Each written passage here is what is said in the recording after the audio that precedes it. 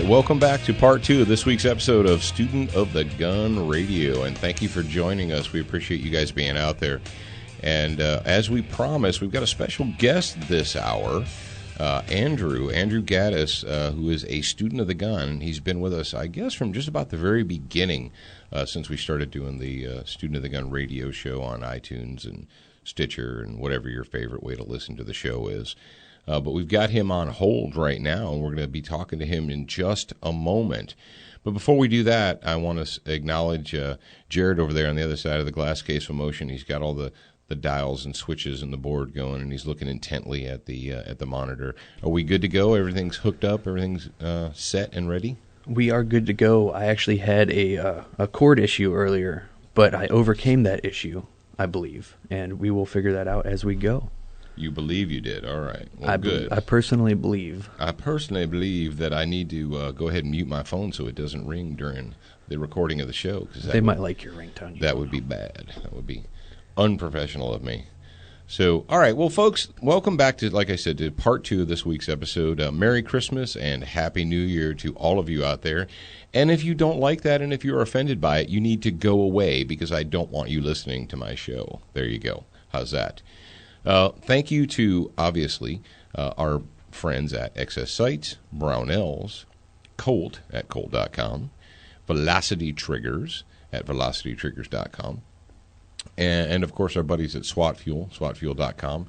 We're doing the SWAT Fuel Challenge right now, and we didn't really hit on it in the first hour, but we're going to be doing the SWAT Fuel Get Fit for 2015 giveaway. Is that what we're calling it? The Get Fit in 2015 giveaway? Yeah. Let's call it. I have a really good idea. I have a really good idea. It's a gift pack. It's all the SWAT Fuel stuff. We're going to call it the Get Fit in 2015 Challenge. All right, whatever. Sound good? Sounds good to me. But one of you folks out there in the listening audience, yes, you, or maybe you over there, maybe you on the treadmill, you could be the winner of the Get Fit in 2015 SWAT Fuel giveaway. And we're going to be giving away the 9mm fat burner, the Plus B endurance formula, the 40 cal multivitamins, T-shirt, hat, stickers, swag, all that cool stuff. It's an entire package from SWAT Fuel for you guys because we like you, hey, and we want you to be fit in 2015. So that is coming up very, very soon. We've got XS Sight Good Guy of the Year. I'm sorry, Good Guy of the Week questions, all that stuff. And we're kind of excited. We don't want to let the cat out of the bag too quickly here, to use an old colloquialism from my dad's age. But we've got a lot of good stuff coming up in 2015. A lot of good stuff coming up with the TV show, ways to watch Student of the Gun TV, not just on Monday nights, not just on Sundays, not just on Tuesdays, but all the time. Now, you can always go to studentofthegun.com, and you should be doing that to find out what's new, what's cool, what's going on. And if you don't have time to do that, well, I don't know what you're doing here, but download the mobile app. You say, but Paul, I already have. Yes, I know you have, but apparently your neighbor hasn't. So go to either your Google Play Store or the iTunes Store. Go to iTunes, and you can download it for free for nothing, thanks to our good friends at Century International Arms. Now, Jared, do we want to tell them what we're doing this coming week? Yeah, let's go ahead and tell them. All right, I'm going to tell you guys what we're doing this coming week. As a matter of fact, you may be listening to this while we're there. Jared and I are taking a little bit of a road trip, and we're going to go up and visit our friends at Tactical Response up in Camden, Tennessee. And it's going to be a big get-together that's co-hosted by Tactical Response and Century. Century is going to be, we've talked about their 100% made in the USA AKs. We've talked about, did we talk about the Canik TPSA pistol yet? We've been working with one of those. They kind of upgraded the original TPS or TP pistol, TP9. TP9. Yeah, TP9. Yeah, that's in TP9 SA, I believe. Yeah, single action. Basically, it's got a striker-fired Glock-style trigger in it. Good trigger, good gun. I've probably got somewhere in the neighborhood of 200 to 300 rounds through it so far. Thus far, I've been very impressed. I think I mentioned that the only problem I had with it was dropping the magazines in the talcum powder like sand and getting sand in the magazines, but that's not really the gun's fault. But we're going to be working with all that stuff next week during the weekend. By the time we get back in front of or behind, depending on your perspective, the black carbon steel microphones, we're going to have a full report about some things that actually aren't even available yet. Brand new stuff from Century Arms, and they're doing really good things. If you have not checked out the C39 made in the USA AKs or the pistols, dude, Jared, I know we have to keep this family-friendly rating, so I can't. The the C39 micro pistol, is it not the fashizzle? It is the fashizzle. It is the fashizzle, manizzle, whatever, badizzle. Yodizzle. Yeah, whatever you want to say there. It is. If you don't have one, well, you're not necessarily wrong, but you're missing out. And I think every red-blooded American should own one. But I'm going to tell you this. If you're going to get one, go ahead and order it with the SB47 wrist stabilizer.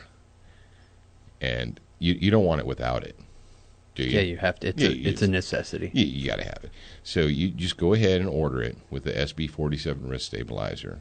And you get out there on the range with it, and they're going to have to use a sandblaster to get the smile off of your face. That's all I'm going to say about that. So, without further ado, we took care of the business, and we kind of teased you. Jared's going to go ahead and bring our buddy Andrew on the line, and we're going to have a little chat with him. All right, Andrew. Hello. Hey, Andrew. How's it going up there in Indiana? It's going pretty good. All right. Tell us a little bit about how you found out or discovered Student of the Gun. Well, I was kind of messing around on iTunes, and it popped up as a recommended thing to listen to, and I listened to it, and I was just hooked from there on and couldn't stop listening to it. Well, good. And how long's that been? I'd say over a year now. Yeah, I think so. I think you contacted us and let us know about the Rodeo Association. It's been over a year, hasn't it? Yes. Well, and before we go any further, I have to tell you that Mrs. Markle says hello. All right, tell her I say hello back. Okay, I absolutely will. She's sorry she couldn't be in the studio today. And we'll have to make her listen to this week's episode. Yeah, she'll probably do it willingly. We won't have to make her do anything. Yeah, well, no, she doesn't usually listen to the radio show. Yeah, that's one of the things that stood out to me about Andrew was he's in high school, and he took the time to write us a pretty lengthy email. It was pretty much to the point, but he just told us who he was, what he did, and that he was listening to the show. And it really stuck out to me that there was a high schooler that was that dedicated to freedom and America. So Hashtag America. Hashtag America. Yeah. So there is hope for the future. That's what we're saying. Yeah. All right. Andrew, tell us a little bit about the Rodeo Association up there in Indiana and kind of how that works and what you do. Well, the Indiana High School Rodeo Association is a not-for-profit association developed to strengthen the sport of rodeo, and the National Association is pretty much the same thing. They just kind of overdo it and try to strengthen the sport all the way around the nation. And I compete in the calf roping, which is also known as the tie-down roping, which is where you run after a calf out of the box and you rope it, and you dismount your horse, and you tie it down. And the actual origin of the event was so they could doctor the calves out in the pastures, out in the open range areas. And I also compete in trap shooting and .22 long rifle accuracy shooting. Now, is that all through the Rodeo Association? Do they also branch off and do shooting stuff, or is that through a separate association? That is through the High School Rodeo Association. The NRA actually partnered with the National High School Rodeo Association, and they brought in shooting sports into the Rodeo Association. So we compete in both shooting sports and rodeo events. That's cool. That's fantastic. Just in case there's PETA, somebody from PETA listening, tell them the origin of the calf roping again. No, we had...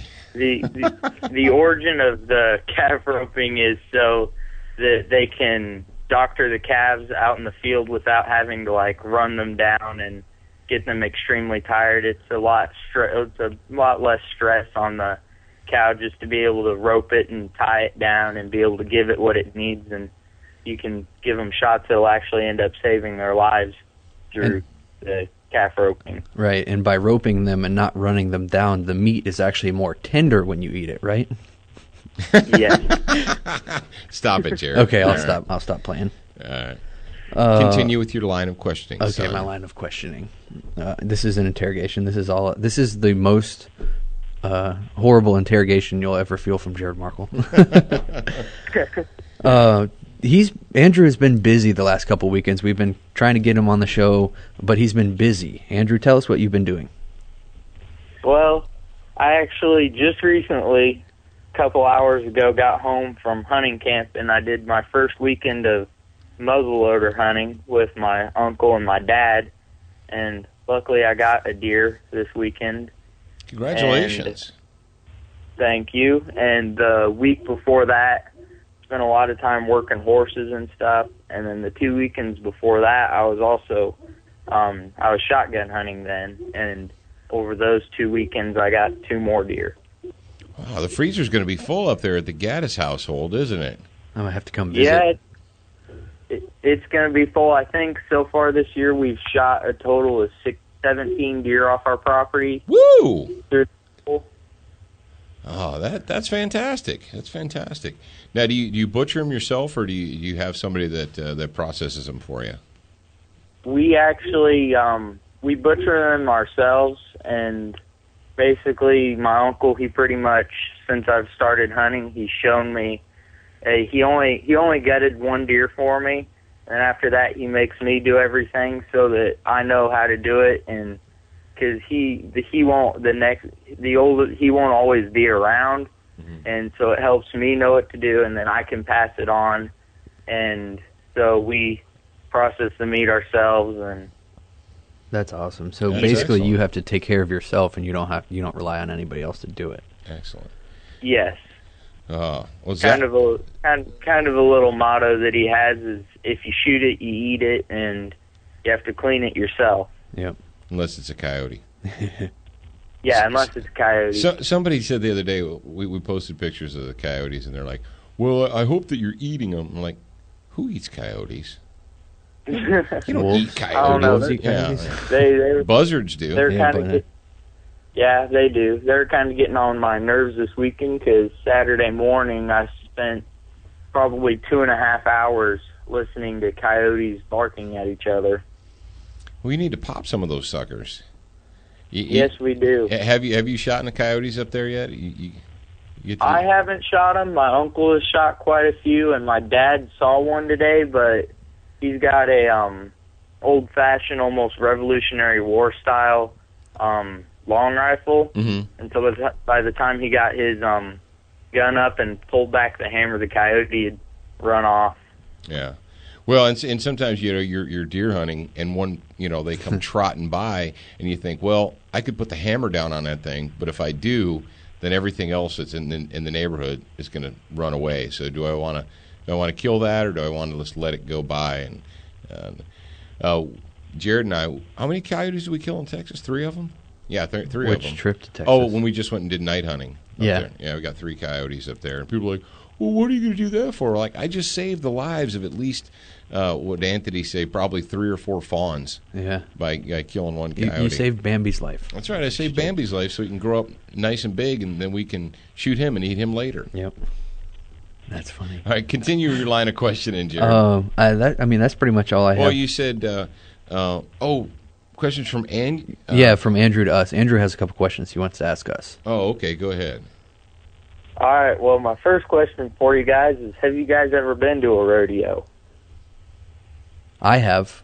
I grew up in Ohio. I grew up in Holmes County, Ohio, and every fair year when we had the annual fair, they would have rodeos. They had tractor pulls. They had all that stuff. So, and then we had the rodeo clown that went there, and most of the time it was. Do you remember who it was? It was. No. I don't remember who it was, but it was somebody that everybody knew. And so I've been to quite a few rodeos. Do you remember the rodeo? Actually, it was a youth rodeo. It was a youth rodeo association when we went to Grand Haven. Do you remember that? No, I don't remember that. Well, yeah, we actually we used to go camping down at a place called Grand Haven in southeastern Ohio. And it was a campground, and they had a big arena area. That's where we went horseback riding. Remember when your mom freaked out? Hey, Right. Andrew, send Nancy an email and ask her if she wants to go horseback riding. All right, will do. She's terrified. We didn't talk about this when she was on the radio, but she's terrified of being on a horse. And we went down there. We went horseback riding we went trail riding, and Jared's horse. You remember your horse taking off, and your mom was just freaking out. Yeah. Because it just jumped over a ditch or something. So the horse knew that it needed to build up speed to get over this shallow ditch. Right. So it did, because the horse was, smart enough to know that, and Nancy was just freaking out. So Have you ever been to a rodeo, Dad? yeah, well, yes. You didn't answer the question. The answer is yes. We've been to rodeos. Okay, and we actually have been to National Rodeo Association youth rodeo. So they have. I don't know, Andrew, if you knew that, but they have like the Ohio State. Well, that's the one we went to. It was the Ohio State Nationals or whatever, or state championship. That's where they had that. Oh, favorite. You want me to read the questions, or you want? No, go ahead. Okay. He can ask him. Okay. All right, so number 2 was a favorite teacher and why they're a favorite teacher for you. I'll let you pick up that one first. Okay. Yeah, I'm going to go ahead and I was blessed to have a lot of good teachers when I was growing up, and you don't realize it really, I think, until you get out of school and you look back and you have more life experience to realize which ones were good teachers. But Bob Porter was my history teacher in high school, and he taught American history, and he taught a couple of other classes, and he was a very serious guy as far as he took his job very seriously. He didn't just read out of the book. He went the extra mile. He actually, Mr. Porter actually had a history museum that was adjacent to his classroom that was filled with artifacts from the American Revolution, from the Civil War, from World War I, World War II, all that stuff. He had uniforms, he had cannonballs, he had bayonets, and hold on to your hat, Jared. He had guns. He had muskets and all that kind of stuff, and swords and cannonballs and all that in his museum. And I actually kept in touch with him over the years. As a matter of fact, when I was over in Desert Storm during what ended up being the first Desert War, I actually when we were over there, right before we occupied Kuwait, we dropped tens of thousands, maybe hundreds of thousands of these leaflets from airplanes on the enemy. That basically they were written in English and in Arabic. Says, the Americans are coming, and here's what you need to do. You need to set down your guns, and you need to raise your hands, and you need to wave white flags and stuff like that, and they won't kill you. And so these things were just blowing all over the desert.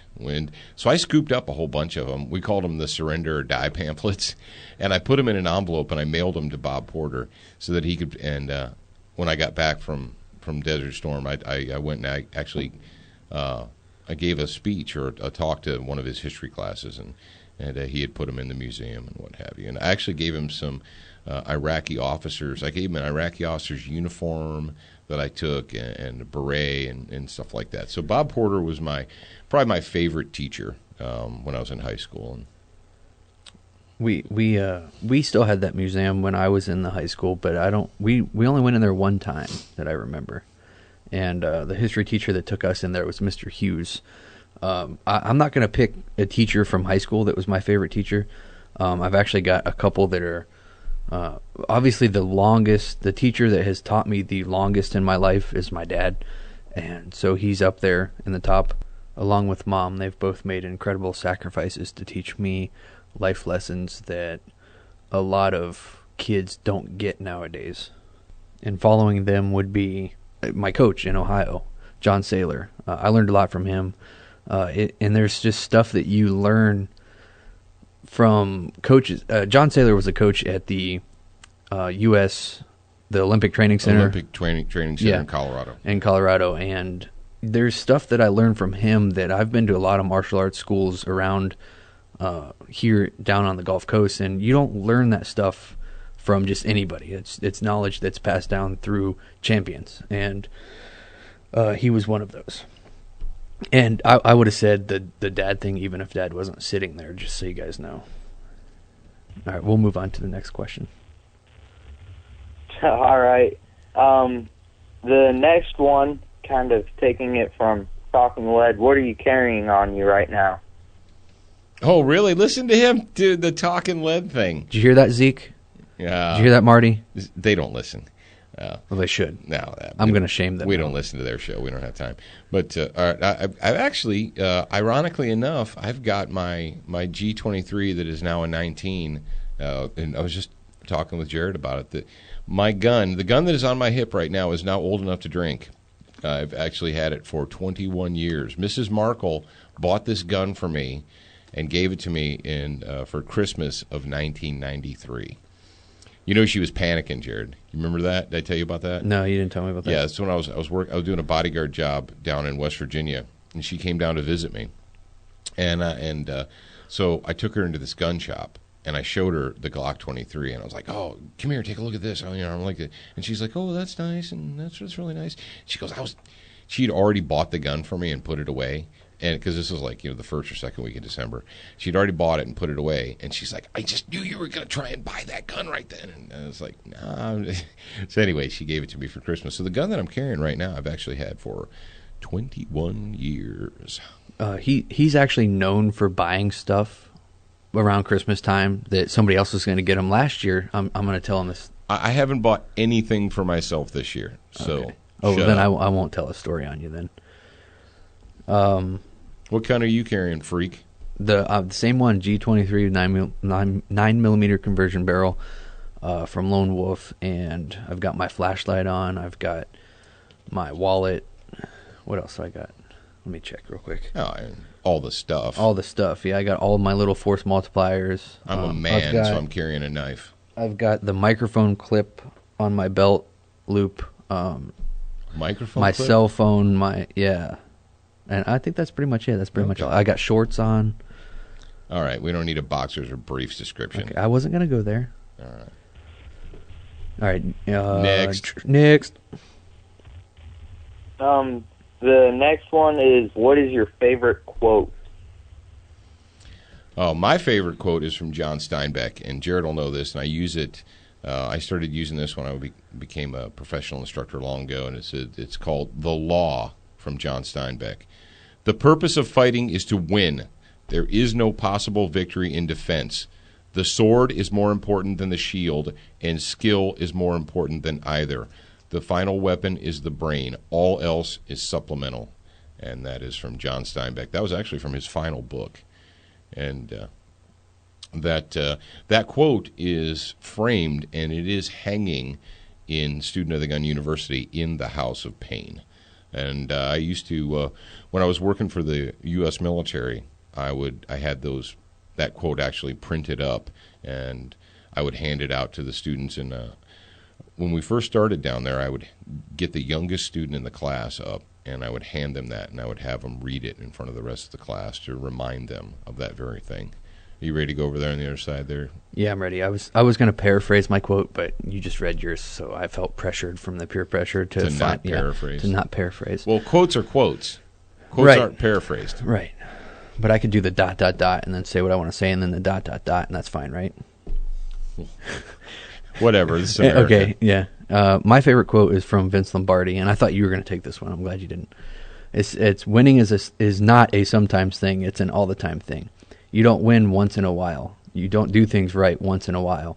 You do them right all of the time. Winning is a habit. Unfortunately, so is losing. Well, very good. And that's that. Do you have anything else for us, Andrew? No, not really.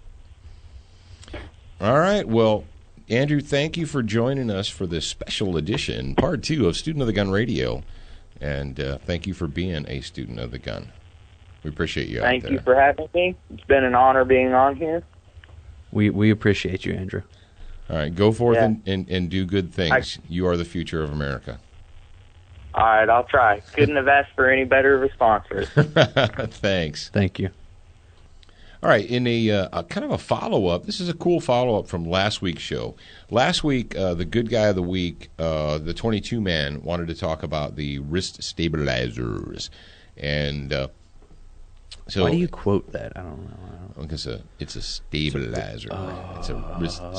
It makes your pistol more stable. It does. It does. It makes does. it very, very much more stable. Very stable. And we talked about it. And the truth is the majority of my experience with the wrist stabilizers, these SB things, SB15, is actually not the one for the AR. It's for the AK versions. We've got the C39 Micro with the stabilizer on it. We have the C39 full-size pistol with a stabilizer, and then the Zastava, the PAP. You're like the PAP pistols, PAP, the Packs a Punch, PAP, both in 7.62 and 5.56, and so we have a lot of experience using those on the AKs, but not. I shot one of the SIG guns, one of the 7.5-inch SIG guns with one on it. God, they're so. I mean, I know 7.62 rifles are loud. I get that, but the 7.5-inch 223 guns, 5.56 guns are so obnoxious. They're just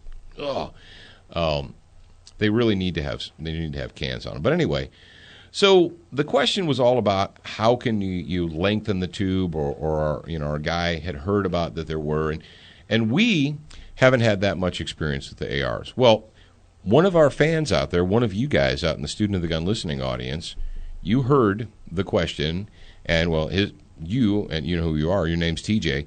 TJ contacted us this week, and he said, "Hey, I work for a company that makes these extended pistol tubes to put the wrist stabilizers on, and they have them. And right here, the company is called KAKindustry.com, like less yakking, more cacking. That's right, KAK Industries, and they have a kit called the SB15 buffered tube kit with end plate and extender. So if you're one of these guys, you're like, okay, I'm digging what you're squealing. I think that's a good deal, but when I put the thing on there, it's a little bit too short for me because I have extra long arms, so I need the extension on there. You can use this. All right, well, we were intrigued, not because we have an AR-15 pistol, because we have something else. Now, you folks out there in the Student of the Gun, this is hardcore, dedicated Student of the Gun followers. You guys will know that the first 2 seasons of Student of the Gun, we had, was it the first 2 or 1, 2, and 3? I can't remember. Anyway, no, it was 1, 2, and 3. We're on season 5 now. Folks, time just flies. But Chris Arms, KRISS, was one of our original show sponsors. And we got to shoot the submachine guns, we shot the carbine, we shot the pistol, and all that. And we're really, if you haven't looked into the Chris Vector line, it's very unique, it's very forward-thinking, it's like 21st century stuff. When you look at it and you see how it operates, you'll be like, dude, that's freaking genius. And well, it is genius. And I have in my hot little hands, and I have for quite a while now, one of their Vector pistols, the 45 ACP pistol. Well, yeah, it's technically a pistol, but it's huge. You're not going to get a crossbreed Super Tuck for a Vector pistol. It's not going to happen. And the pistol is fine, but because it is a pistol, not a carbine, it's not an SBR, it doesn't have a stock on it. It is large, so it works, but it's kind of one of those things that, yes, it does work, but is it as practical as it could be? Well, the answer is no. Well, a couple of weeks ago, I was at my Class 3 dealer is Dad's in Gulfport, Mississippi, and I was talking to Daryl, who's my Class 3 guy. He helps me with all my transfers for silencers and suppressors and all that jazz. and we got to talking about it. And he was telling me about how the ATF has really stepped it up for the SBR Form 1s. So if you want to make or manufacture a short-barreled rifle, they're doing the online forms. And he said they're getting them turned around now in like 28 days, which is really fast for the ATF. If you've ever done any kind of Class 3 stuff, silencers and suppressors, short-barreled rifles, short-barreled shotguns, anything like that, you know that time just drags on and on. And I said, wow, that's pretty cool. I said, because I'd been thinking about having the pistol converted, having it made into an SBR and tax stamped and all that. And he said, well, you know that Chris is actually making an adapter plate that you can put an M4 stock or tube onto. And I was like, oh, now you have my interest. And he said, well, we got one out in the shop. Let's go. So we walk out there, and he takes it off the shelf, and he shows me, basically, it is a Chris Vector pistol with an SB-15 wrist stabilizer on it. Oh, yeah. So what we did when TJ contacted me from KAK Industries, I said, all right, brother, this is what I've got in mind. You're telling me that this is a cool deal, that this will work, that that your product, your tube kit will work. If I can get one, I'll get it on this the Chris Vector pistol, and I already secured the adapter plate. Now the adapter plate, you're not going to be able to put it on there on your workbench. You're probably better off having a gunsmith do it, or at least somebody who's done it before. So you don't break or ruin anything. But the guy at Dad's, he had it changed out for me in about 15, 20 minutes. So what we have right now, and if you guys go to Facebook/Student of the Gun, you'll be able to see pictures of this thing. It's the fashizzle. It's the shiznit. Can I say shiznit on the public hour? Oh, yep. It's the shiznit. And people are like, well, how does it handle? How does it handle? I don't even know. We got back from the U.S. Postal Service, delivered it in a priority mailbox yesterday, right as we were leaving the studio to go out to the range to finish our armed living class. And I got back late yesterday afternoon, put all the pieces together. I came to the shop this morning, and I Loctited all the pieces and what have you. So, no, haven't even been out to the range yet, but it feels good. I got a light on it. I got a red dot on it. I got the wrist stabilizer, and so it's looking pretty cool. We are excited, and we put a link up there for you guys. If you're interested, go to facebook.com/student of the gun, and you can see pictures of it. It's pretty cool. So thank you, TJ, and thank you for KAK Industry. And if you want to check their stuff out, go to kakindustry.com. They've got lots of pieces and parts and components for AR-15 pistols, AR-15 rifles, carbines, you name it. They got tons of accessories and parts kits and what have you, so check those guys out. Jared, we already thanked all our sponsors in the beginning, right? Yeah, we did. All right. Let's go ahead and jump into the title story of this episode, and we'll see. We haven't used this theme song in a couple of weeks, so I'm looking forward to getting back into it. That's why I say, hey man, nice shot. Yeah, good shot, man. Thank you, Filter, for the Go Team moment or good shot. And this comes to us from TPNN.com. That's the Tea Party News Network. Video: 2 thugs try to rob a 74-year-old woman in a gun shop. Watch what happens now. Well, essentially what you've got here is you have 2 dazzling urbanites who walk into, this is surveillance video, they walk into a gun/pawn shop, and they decide, well, they're just going to go ahead and rob the place. That's not very nice. Well, why would you do that? So this is how you know you're about to have a gun day. You're about to have a ballistic day. When you walk into, you see the video, 2 thugs walk in. They've got hoodies on. Their hoods are pulled up over their heads. They have like shoulder bags, I guess, to put loot in. and they start shuffling around the inside of the pawn shop / gun shop. You see that and you think, yep, we're going to have a ballistic day. We're just about to have a ballistic day here. Now, so what essentially happened is these thugs walk in and they decide that they're going to rob the place, and they whip out their guns. Well, what they weren't counting on is the 74-year-old woman behind the counter whipping out her piece as well and engaging them. Now, this happened in Springdale, Arkansas, and one of the guys was shot, and the other guy helped his partner escape from the shop. We talked about this yesterday during the Armed Living show, because if you guys go into the show notes, if you go to studentofthegunradio.com, there'll be a link there. You can watch the video for yourself. Well, the good guy, the good gal, this 74-year-old woman, she engages the bad guy. She shoots him. She puts bullets into his body from a handgun, from a .38 special revolver, and he's able to shoot back and run out of the store. So what does that tell you? John Farnham once said, and he's been quoted many times as saying, he said, what do people do after you shoot them with a handgun? Jared, you know the answer to this one, right? Same thing they were doing before. Same thing they were doing before you shot them with a handgun. Handguns take a long time to incapacitate people, especially people that are all jacked up. Now, Jared said there's audio with this story, and this is one of those deals where they've got it embedded in the link. I tried to find the YouTube, but it's a 2-minute story, and is 2 minutes too long to play the whole thing? Because it's kind of a 2-part deal. We have the story itself, and then they interview one of the neighbors, one of the fellow business owners of this gun shop / pawn shop, and we see what he has to say.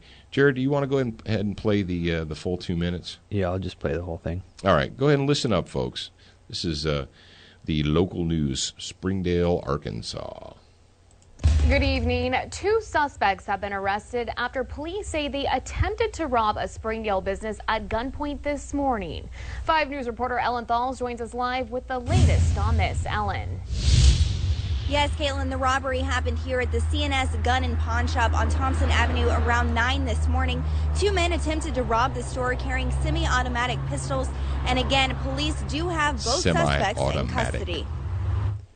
This surveillance video shows 25-year-old Marcus Gould and 20-year-old Leon Robinson coming into the store and looking around for a few minutes. They then split up and pulled guns on both the man and woman working. The woman reached into her waistband and pulled out a gun, shooting Gould. He shot back, but did not hit the woman, instead hitting the books just in front of her. It looks like he was hit in the exchange of gunfire, and there's also blood in that same area.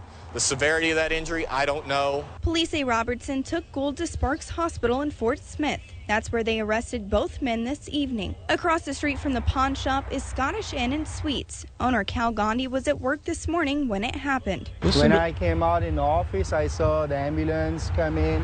A lot of police officers came in as well, and detectives were here too. Gandhi says this isn't the first time the store has been targeted or the first time the owners have shot back. I'm really upset about it. Owning a gun is okay, but firing just in the heavy traffic, I have a family here. The owners, business owners, all of them has family, but just it is not right they need to understand their business owner as well as their neighbors too. Okay. Go ahead and stop it right there. That's enough. All right, so Mr. Gandhi, here's what happens. So this isn't the first time that this store has been targeted, okay, by thugs, by scumbags, by pieces of human debris. Decided that they're just going to steal for a living. They're going to abuse people and rob people and hold them at gunpoint for a living. That's what they do. And so the people who are sick of it respond in kind with gunfire. And what does Rajiv Gandhi say here? Or what was his name? I don't know. But you know what? You're a stupid tool. And if you don't like it, get on a daggum plane and fly back to where you came from. Are you kidding me?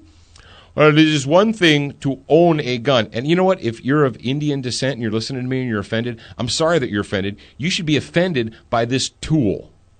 This guy is a tool. Oh, it's one thing to own a gun. It's another one to fire one in heavy traffic. What?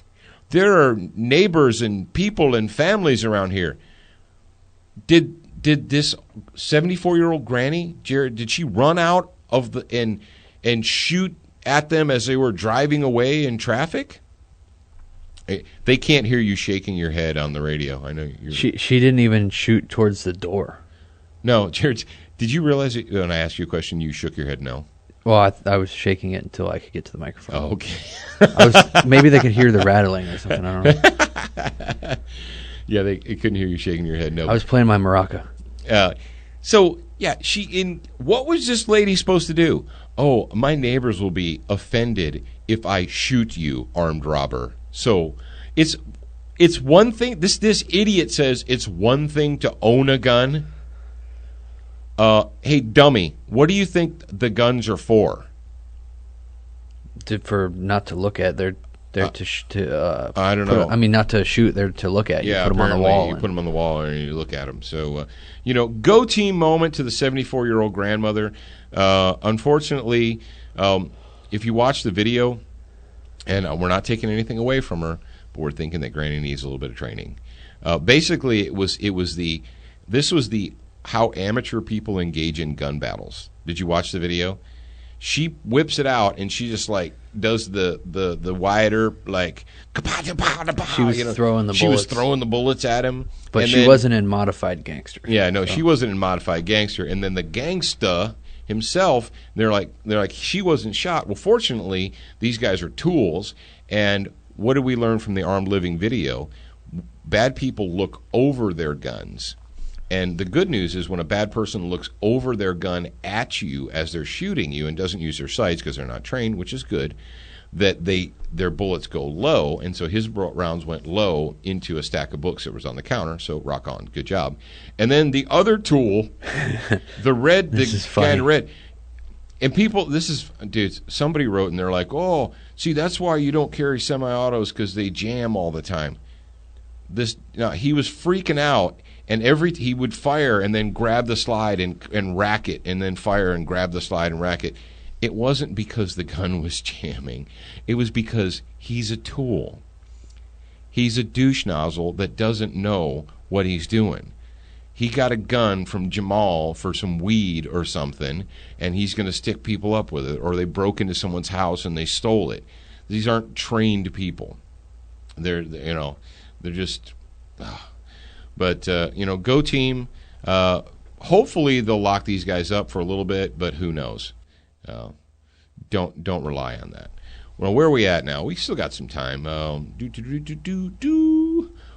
got like 2 minutes. Oh, we got a couple minutes. Okay, yeah, that's true. We are in part 2. Well, ladies and gentlemen and children of all ages, thank you for joining us again for part 2 for another episode of Student of the Gun Radio. We're glad that you did. We hope that you're following us on all of your social medias and that you've downloaded the mobile app if you haven't done that yet. Don't forget to watch us on Dish Network Channel 266, 9 o'clock Eastern, Monday nights. Roku, Apple TV, and what's the other one? What's the third one? Chromecast. Yeah. What's the fourth one, Jared? It's Roku, Apple, Chromecast, and there's a fourth. Amazon Fire TV. Amazon Fire TV. Everybody's got one now. Everybody's got one. Okay. So that is really the wave of the future. The future of television is smart TV, whether it's called Roku or whether it's called Apple TV or whatever you call it.